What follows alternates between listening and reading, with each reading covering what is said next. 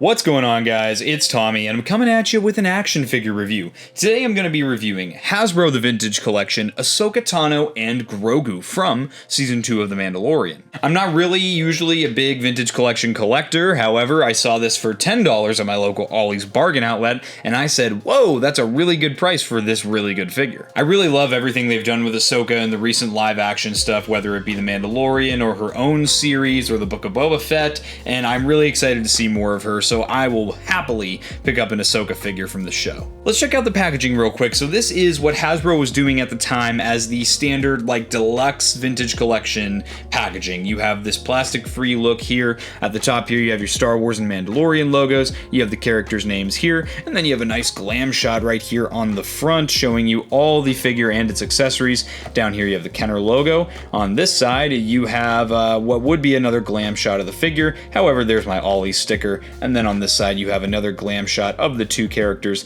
with the logos again. On the bottom of the box you have all your legalese here, and on the back you get the same image that we saw on the front, however you also get a nice little layout here showing you the characters and all their accessories, and then of course you have the Vintage Collection logo, all your legalese. Don't feed this action figure to your babies, and aside from that, that's all we're gonna have for the packaging here. So without further ado, let's get this figure opened and check it out. Alright, so here's everything out of the box. Before we check out the figures, let's first check out the accessories that they come with. Obviously for Ahsoka, you're gonna have her two trusty lightsabers.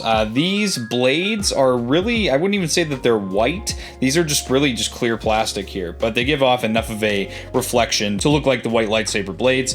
You do have some really nice sculpted and a little bit of paint on the larger one here on the lightsaber hilts here. Obviously these don't separate because they're Vintage Collection, and that would be ridiculous if they did. You do get the little lantern that they use. I really like the way that this looks. It's got some very subtle hits of paint here, and again it's got some really nice translucent yellow to it to kind of give off an illuminating effect. A big one that I think is super cool is you have Ahsoka's Morai owl here. So this is the embodiment of the daughter of the Mortis gods way back in the Clone Wars. It's been really cool to see this character included in the new live action stuff, whether it was Ahsoka or The Mandalorian Season 2. They've done a great job. It's got some great paint applications, and I'm absolutely going to pose this one on the shelf with this because this is such an integral part to Ahsoka's character at this point in time. Of course, you also get your Grogu. This is a uniquely sculpted Grogu, so his arms don't move, his wrists don't bend. He does have a little ball joint at the neck there, so you can pose him up just a little bit,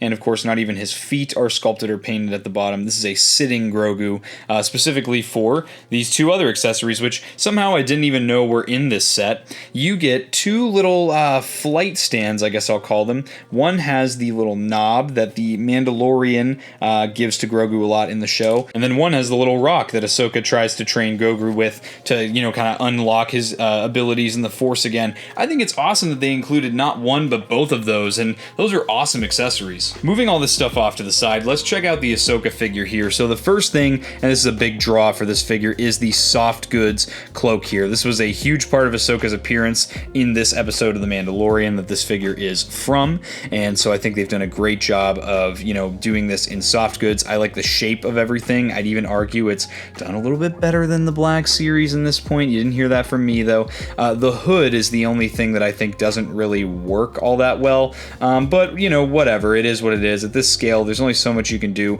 with soft goods to make it look natural. So, you know, I'm going to keep the hood back behind her, which thankfully looks really, really nice. It looks very good behind her head there. If we lift up the cloak though, you can see some awesome sculpted and painted detail here, from all the little bits on the belt down here to the little braids on the side. Everything looks great. I mean, I love the sculpted detail, the texture of all the clothing. Everything on this figure just looks really good. I think they've especially done a good job painting up the gauntlets here. I also really like the face. I think it looks really nice. Does it look exactly like Rosario Dawson? Not even close, but for this scale, I think they've done a fantastic job with the level of paint detail here. Everything everything looks really clean. Even the blue paint on the Montrals and the Leku here look very nice. Real quick, let's check out Ahsoka's articulation. So she does have a little ball joint at the neck here. You'll see that obviously because of the Leku, you really can only get some bend here, some turning left and right. You're not going to get really any up or down with the figure, and that's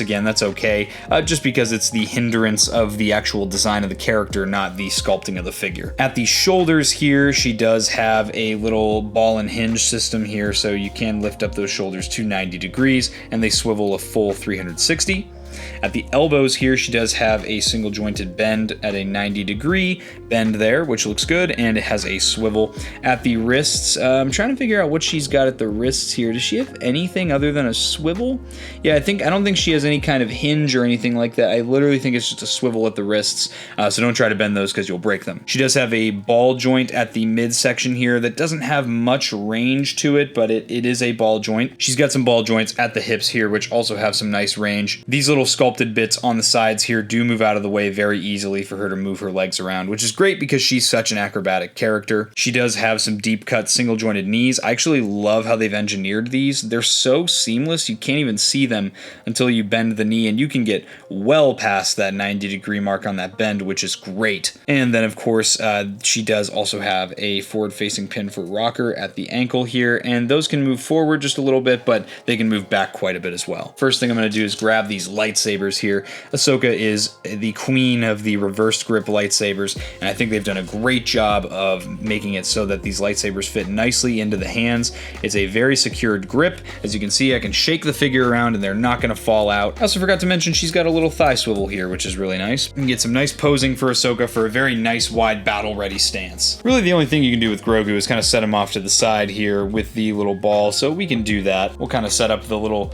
lantern next to him as well. You can really achieve some nice poses with this Ahsoka. I like this really wide stance. Again, very acrobatic, and I think that the cloak honestly serves as a great accessory to really add to the dynamic of the posing here. I think this looks great. And although very difficult to achieve, it is possible to get a one-legged pose with this Ahsoka figure without use of a stand, which I think is awesome. And as you can see, Morai fits very nicely on Ahsoka's arm there. It's a little bit of a balancing act. Obviously, it's not going to clip on or anything, but it does fit very nicely. And overall, guys, I will say this is an awesome set. If you see this at your local Ollie's, definitely pick it up. It's kind of fun for me as a Black Series collector to sometimes just jump into other lines here and there, you know, kind of dabble and get the experience of what it's like to collect other lines. I think these deluxe packs are really fun, and for the $10 value, they're especially worth it. But with that, guys, I hope you enjoyed this review. If you did and you're not yet subscribed, subscribe to Blitz Transmissions. I've got awesome Star Wars content coming out all the time. Make sure to check out my social media, all of which is linked in the description below. That'll be all for this review, guys. I'll catch you for the next one, and may the Force be with you.